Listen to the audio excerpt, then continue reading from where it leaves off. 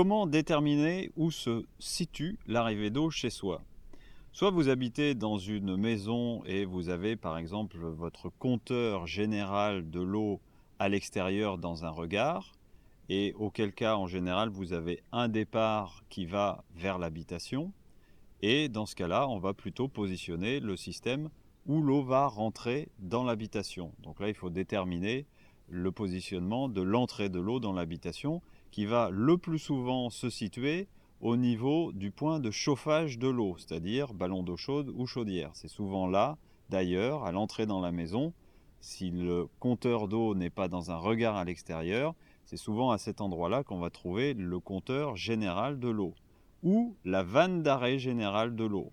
On va se positionner donc après cet élément-là, compteur ou vanne d'arrivée générale.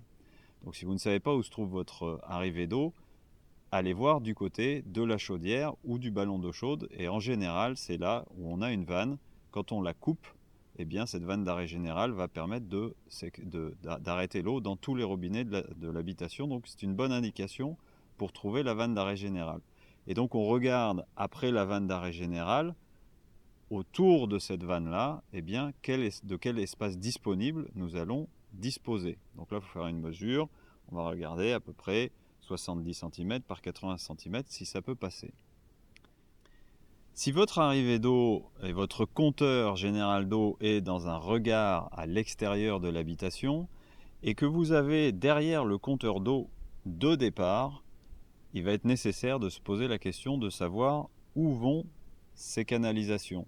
Puisqu'à partir du moment où il y a deux départs après le compteur et que normalement on positionne le système juste à la sortie du compteur d'eau, eh bien il faut savoir où vont ces canalisations pour voir s'il est nécessaire de positionner le système à l'intérieur du regard ou si on peut naturellement le mettre dans l'habitation si on a un autre départ par exemple qui va sur un point d'eau jardin qui n'a pas besoin d'être purifié. Si on doit faire une installation dans un regard extérieur, c'est possible à partir du moment, encore une fois, où on a suffisamment d'espace disponible, donc il y a des mesures à prendre, et où ce regard peut être mis hors gel pour que le système ne subisse pas la problématique du gel. Autre cas de figure, si vous vous trouvez dans le cas où vous êtes dans un appartement avec plusieurs arrivées d'eau, ce qui est possible. Par exemple, si vous avez un chauffage collectif, eh bien, il est possible que vous ayez une arrivée d'eau chaude sanitaire qui soit dans la cuisine, voire même une deuxième qui soit dans la salle de bain, et avec arrivée d'eau chaude et arrivée d'eau froide. Là, ce sont des cas complexes qui nécessitent d'avoir un conseil technique en amont pour voir ce qu'il est possible de faire exactement.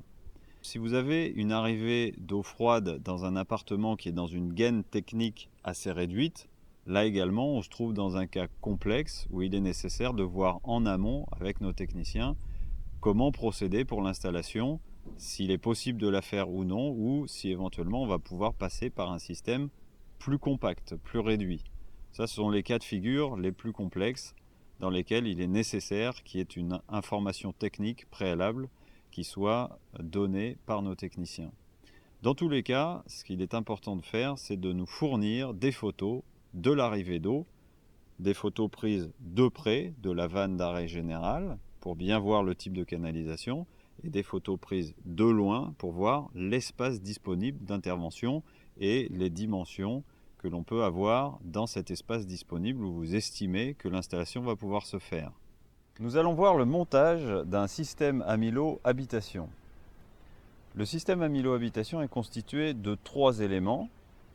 Un préfiltre qui vient en amont, la cartouche de filtration centrale pour les particules fines et le module de vitalisation qui sert également au traitement naturel du calcaire. Ces trois éléments arrivent séparés, il va être nécessaire de les assembler. Donc on peut faire un premier assemblage en atelier et ensuite poser l'ensemble sur le lieu au niveau de l'arrivée d'eau. Les raccords qui permettent d'assembler le préfiltre avec le module central sont fournis puisqu'on a une entrée ici qui est en 3/4 de pouce, ici en 1 pouce. Donc on a un réducteur qu'il va falloir assembler avec de la filasse, du téflon, ce qui permet d'avoir une bonne étanchéité, les outils avec lesquels vous travaillez, et on va faire la même chose de l'autre côté. Ici, on va avoir un premier assemblement en ligne. Donc, il va falloir vérifier sur le lieu où le système va être installé au niveau de l'arrivée d'eau qu'on a bien l'espace disponible.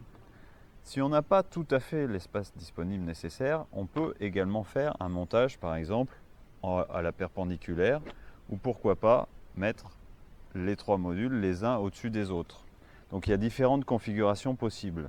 C'est pour cela qu'on a une équerre principale qui vient pour le module assemblé en ligne, mais on peut aussi avoir également une petite équerre qui va nous permettre de fixer à la perpendiculaire sur un autre pont de mur si nécessaire.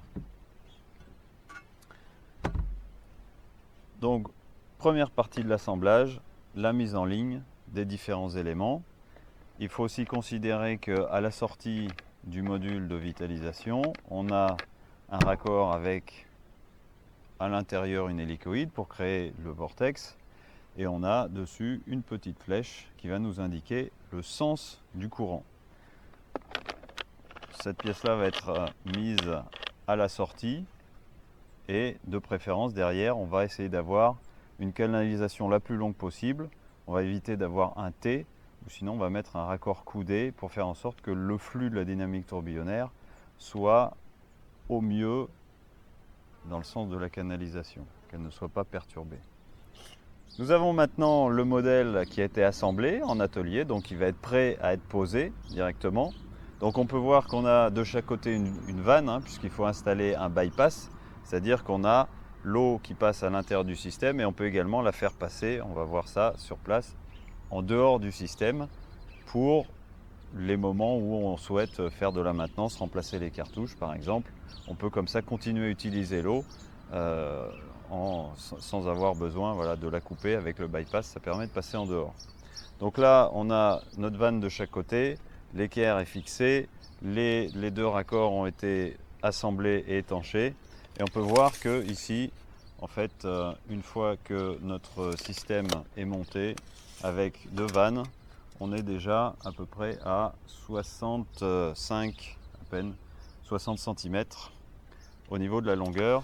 Le système seul sans les vannes est à peu près 48 cm, donc il faut considérer cela au niveau de l'espace disponible. Et en ce qui concerne la hauteur du système, on est à peu près à 80 cm qu'il faut prévoir, puisque quand on sort la cartouche, on a aussi besoin de 5 cm supplémentaires pour pouvoir dévisser la cuve. Donc ça, c'est l'espace nécessaire disponible à avoir au niveau de l'arrivée d'eau pour pouvoir positionner le système Amilo Habitation. Si cet espace nécessaire n'est pas disponible, n'est pas suffisant, eh bien, le mieux, c'est de faire appel à nous, à nos techniciens, pour qu'on puisse voir ensemble quelle est la meilleure configuration possible. Maintenant, nous allons nous rendre directement sur une arrivée d'eau pour voir le type de configuration qu'on peut trouver de manière conventionnelle et ensuite on va voir le déroulement de l'installation du système. Donc nous voilà maintenant sur place au niveau de l'arrivée d'eau. Nous sommes ici dans un endroit où on est dans un cas assez simple puisqu'on a largement l'espace disponible d'intervention. Pour favoriser la mise en place du système, nous avons appliqué au mur une planche en contreplaqué pour pouvoir le fixer et être sûr de la résistance dans le temps. Donc selon les supports sur lesquels il va falloir positionner le système, il est intéressant de prévoir en amont éventuellement ce genre d'installation pour que tout soit bien stable au final. Ici nous sommes dans un endroit où il n'y a pas d'isolation, donc il va être nécessaire de prévoir ensuite que le système soit hors gel. Donc par-dessus, éventuellement, on viendra isoler avec de la laine de verre ou autre. Ici, l'arrivée d'eau est en PE. Nous l'avons déjà sectionné pour pouvoir commencer l'assemblage. Donc, cas très simple, de l'espace disponible, un endroit simple d'accès, les configurations en fait basiques de l'installation ici sont réunies. On va voir ensuite comment se passe le montage.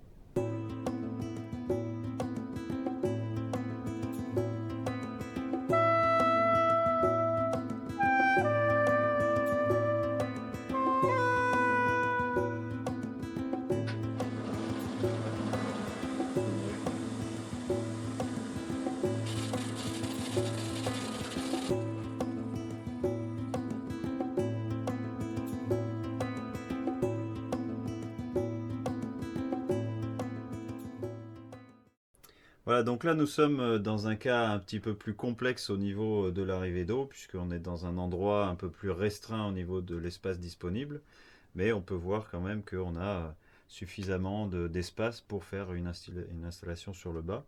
Donc on a ici l'arrivée d'eau qui arrive en bas. En général, les arrivées d'eau sont toujours avec des tuyaux plutôt plastifiés, noirs souvent, mais bon, des fois ça peut être du cuivre ou du fer ou du plomb aussi.